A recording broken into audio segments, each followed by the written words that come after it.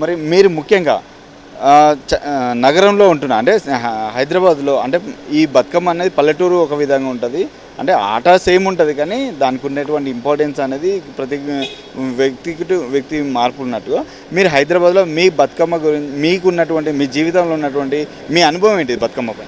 బతుకమ్మ అంటేనే బతుకునిచ్చేదమ్మా. బతుకమ్మ గురించి మాట్లాడాలంటే ఈరోజు తెలంగాణ ప్రభుత్వం బాపు కేసీఆర్ ఉన్నప్పుడు మీరు అన్నట్టు బతుకమ్మను ఉద్యమాలలో ఒక అంటారు కదా, ఉద్యమ గడ్డ మీద బతుకమ్మ స్ఫూర్తిని తీసుకొని వచ్చిండ్రు. స్ఫూర్తిగా ఒక రూపం వచ్చింది.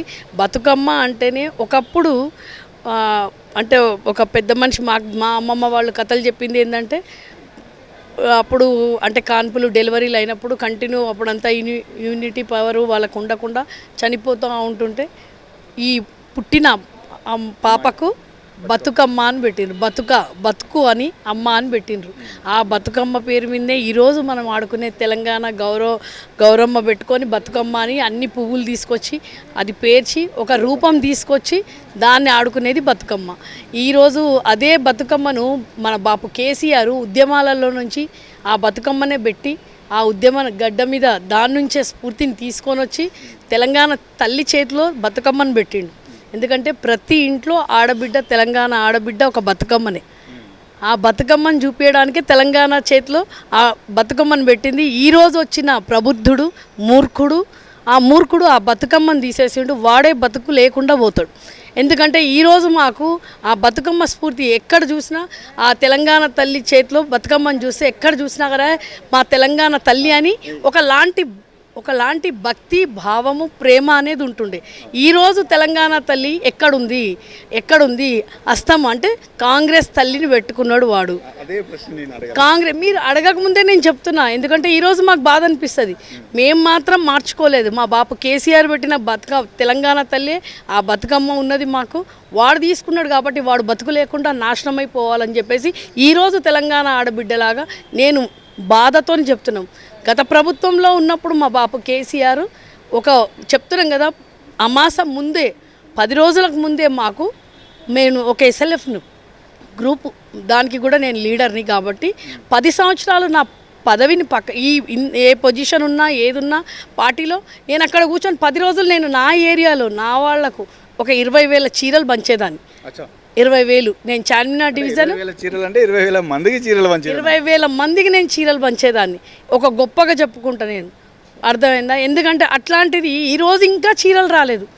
ఖాళీ ఓన్లీ ఎస్ఎల్ఎఫ్లకు ఇచ్చి ఓన్లీ గ్రూప్ సభ్యులకు ఇస్తామంటే ఎక్కడ వరకు న్యాయం? అది గత సంవత్సరం అయితే ఇవ్వలేదు, రంజాన్కి ఇవ్వలేదు, క్రిస్మస్కి ఇవ్వలేదు. ఈరోజు కానుకలు ఈరోజు బాపు కేసీఆర్ ఏం చేస్తుండే, ఇవన్నీ కలిపి మైనార్టీలకు క్రిస్టియన్స్కు కూడా ఇస్తారు. ఇది రేషన్ కార్డు మీద వాళ్ళ ఇంట్లో ఎంతమంది ఆడబిడ్డలు 18 సంవత్సరాలు దాటిన వాళ్లకు మేము ఇచ్చేవాళ్ళం, చీరలు ఇచ్చేవాళ్ళం. మైనార్టీ మా దగ్గర ఇప్పుడు వచ్చి అడుగుతారు, మేడం హమారా బతుకమ్మ కా సాడీ అంటే నేను ఒకటే చెప్పిన, రేవంత్ రెడ్డి జిస్ దిన్ మర్ గయా ఉస్ దిన్ ఆప్కు బతుకమ్మ కా సాడీ అని దేతే. అంటే మాకంత బాధ అనిపిస్తుంది. ఈరోజు వాళ్ళకందరికీ అది చేసినట్టుగా దసరా అంటే కొత్త చీర కట్టుకుంటారు ఎంత పేదవాళ్ళైనా కానీ. అట్లాంటి వాళ్లకు బాపు కేసీఆర్ వాళ్ళ అన్నదమ్ముళ్ళు వాళ్ళ భర్తలు తెచ్చిన పరిస్థితి లేకున్నా కానీ వాళ్ళు ఆ రోజు ఆ చీర కట్టుకోవాలని తెల్ల రేషన్ కార్డు మీద ఒక్కొక్క మహిళలు వాళ్ళ ఇంట్లో 10 మంది ఉన్నా 10 మందికి చీరలు ఇచ్చేదాన్ని నేను.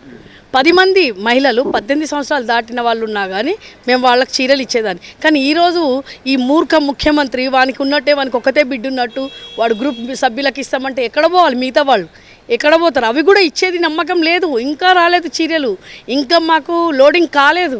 ఎక్కడ పోవాలి వాళ్ళు? పండుగ అయిన తర్వాత ఇస్తారంటనా?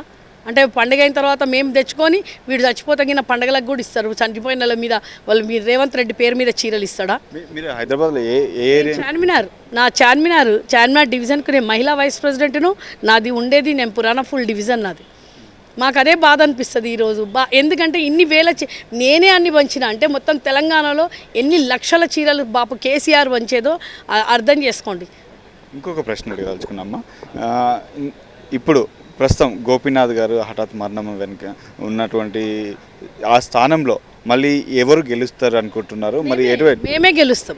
ఆడ ఎవరిని నిలబెట్టినా మేమే గెలుస్తాం. అంటే ప్రస్తుతం అధికారంలో కాంగ్రెస్ ఉంది కదా, అధికారంలో వాడు ఉండి కూడా వేస్ట్ అని చెప్పేసి వాడు డమ్మీ సీఎం అని చెప్పేసి ఈరోజు రాష్ట్ర ప్రజలకందరికి కాదు, ఇదైతే హైదరాబాద్ అయితే మచ్చుకు కూడా కనిపించలే వాళ్ళు.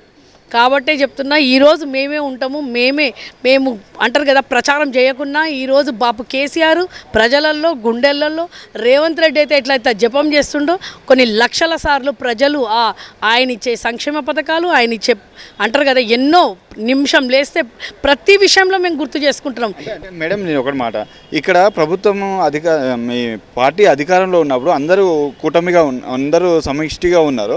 మరి ప్రభుత్వం అధికారం కోల్పోగానే అటు కవిత గారు కావచ్చు, ఇంకా అంతర్గతంగా చాలా జరుగుతూ ఉన్నాయి. ఇప్పటికి కూడా మీరు బీఆర్ఎస్ పార్టీ గెలుస్తుందని ఎట్లా ధీమా వ్యక్తం చేస్తాం? ఎట్లా చేస్తామంటే బాపు కేసీఆర్ ఇచ్చిన సంక్షేమ పథకాలకే మేము ధైర్యం చెప్పుకుంటున్నాం. వీడు 420 హామీలు కేసీఆర్ కన్నా ఎక్కువ ఇస్తాడు, కానీ ఈరోజు కేసీఆర్ ఇచ్చేటివి కూడా బొందల పెట్టిండు, వాడు ఇచ్చేటివి కూడా బొందల పెట్టి గ్యారెంటీలు అమలు అవుతున్నాయి. ఎక్కడైతే ప్రజలకు అన్నీ అమలు. మాట విని తమ్మి, నాకు బండబూతులు వస్తే నేను వాడిని తిట్లన్నీ అయిపోయినాయి నా దాంట్లో. హిస్టరీలు నేను వాడిని తిట్టినాన్ని ఇప్పటివరకు ఎవరిని తిట్టలే. వాడు ఎవరికి ఇస్తున్నాడు, ఏం చేస్తున్నాడో అది చెప్పాలి ప్రజలకు. 6 గ్యారెంటీ మంత్రులందరూ ఎమ్మెల్యేలందరూ 6 గ్యారెంటీలు ఎక్కడ 100% మంత్రులు ఎక్కడున్నారు? ఎవరు మంత్రులు? ఎక్కడున్నారు మంత్రులు? ఎవ్వని సంచులు ఎవ్వని బ్యాగులు వాడు నింపుకుంటున్నారు. ప్రజలకి ఎవరు పోతున్నారు? వాళ్ళు మంత్రులు రాష్ట్ర అధికారంలో మంత్రులు అంటున్నారు. నేను అధికారంలో ఉన్న వాడు వేస్ట్ గాడు సీఎంను కూడా అంటున్నా. వాడు వేస్ట్ డమ్మీ సీఎం వాడు ఎక్కడున్నాడు? వరదలు వచ్చినప్పుడు ఎక్కడ పోయిండు? కేరళ పోతాడా ప్రచారం చేయడానికి? మహిళ ఇక్కడ తెలంగాణ ఆక్సిజన్లో ఉన్నది, అందరూ ఏమంటారు వరదలలో మునిగిపోయి ఉంటే వాడు కేరళకు పోయి ప్రచారం చేయడానికి పోతాడా? ఎవరికి ముఖ్యమంత్రి అమ్మ వాడు? ఏం చేసిండు? 3 లక్షల కోట్ల అప్పులు చేసిండు. ఎవరికి ఇచ్చిండు? ఏ సంక్షేమ పథకం ఇచ్చిండు? బాపు కేసీఆర్ 10 సంవత్సరాలు మాకు కడుపులో పెట్టుకొని చూసిండు. ఇదే వరదలలో 10,000 రూపాయలు ఇచ్చిండు, ఇంటికి 10,000 ఇచ్చిండు. వీడేమి ఇచ్చిండు? ఎంతమంది గురుకులాలు, ఎంతమంది చనిపోతున్నారు, ఎంతమంది అసలు ఎక్కడ అక్కడ వాడు బొంద పెట్టేసిండు. తెలంగాణను 20 సంవత్సరాలు వెనకకు తీసుకుపోయిండు, కాంగ్రెస్ను 50 సంవత్సరాలు బొంద పెట్టేస్తున్నాడు. కాంగ్రెస్ అనే మాటకు బొంద పెట్టడానికి వచ్చిండే రేవంత్ రెడ్డి. తెలంగాణ ప్రభుత్వంలో మేము ఇచ్చినటువంటి హామీలు, మేము ఇచ్చినటువంటి 6 గ్యారెంటీలు 100% నెరవేర్స్తాం, దాన్ని మేము ఎన్నటికీ మర్చిపోమని చెప్పి అధికారంలో ఉన్నటువంటి ఎమ్మెల్యేలు, మంత్రులు, కాంగ్రెస్ పార్టీ వాళ్ళు చెప్తున్నారు. ఎవడన్నా కనిపిస్తుంటా? మేము కనిపిస్తున్నాము, ప్రజలలో మేము తిరుగుతున్నాము, వాళ్ళు తిరుగుతారు. వరదలలో ఎక్కడున్నాడు? ఎమ్మెల్యేలు, కార్పొరేటర్లు ఎక్కడ? అసలు ఎవరున్నారమ్మా వాళ్ళు? మంత్రులు ఎక్కడున్నారు? సీఎంలు ఎక్కడ? సీఎం గాడైతే లేనేలేడు. ఢిల్లీ నేను చెప్తున్నాను, బండబూతులు తిట్టడానికి నేను ఒకదాన్ని తెలంగాణలో. బాగానంత వేస్ట్ గాడు ఎవడలేడు. ఈరోజు వాడు గ్రూప్ 1 తీసుకొస్తుండు. ఒక్కొక్క సీటు వాడు ఎంతకు అమ్ముకుంటుండు? 3 కోట్లు 4 కోట్లకు అమ్ముకుంటుండు. సంచులు నింపుకుంటు. తిరుపతి రెడ్డి వాళ్ళు ఎక్కడ పోయినారు? వాళ్ళ అన్నదమ్ములు ఎక్కడున్నారు? ఈరోజు భూ కబ్జాలు ఎవరు చేస్తున్నాడు? తెలంగాణలో ఎక్కడ గవర్నమెంట్ భూములు ఉన్నాయో, ఎక్కడైతే భూమి గజం జాగా ఖాళీ ఉన్నదంటే అక్కడ వచ్చి కబ్జా చేస్తుండు. ఇదా హైడ్రా తీసుకొచ్చిండు, లగచర్య 2 సంవత్సరాలలో చుక్కలు చూపించిండు తెలంగాణ ప్రజలకు. ఈరోజు కళ్ళల్లో నుంచి రక్తం వస్తుంది. ఈరోజు బాపు కేసీఆర్ని ఆనేవాళ్ళు కాదు, బాపు కేసీఆర్ పొద్దున్న లేస్తే రాత్రి వరకు ప్రజలు గుర్తు చేసుకునేంత వరకు రేవంత్ రెడ్డి తీసుకొని వచ్చిండు. మన వినాయక నిమజ్జనంలో చూడండి, నేనున్న ముఖ్యమంత్రి నేను అని చెప్పుకోవడానికి సిగ్గు లేకుండా తిరగడానికి వచ్చిండు రేవంత్ రెడ్డి. ఆ రోజు అంటే అసెంబ్లీ దగ్గరికి రాగానే, సెక్రటరీ దగ్గర రాగానే పాటలు ఎవడు? మేము పైసలు ఇచ్చినామా? ఏమనంటే యూరియా కాడ మేము పైసలు ఇచ్చినాం అంటున్నారు. మళ్ళీ అసెంబ్లీ సెక్రటరీ కాడికి రాగానే మేము పైసలు ఇచ్చి డాన్స్ చేయమని చెప్పినామా? ప్రజల గుండెలల్లో ఉన్నాడు కేసీఆర్ బాపు.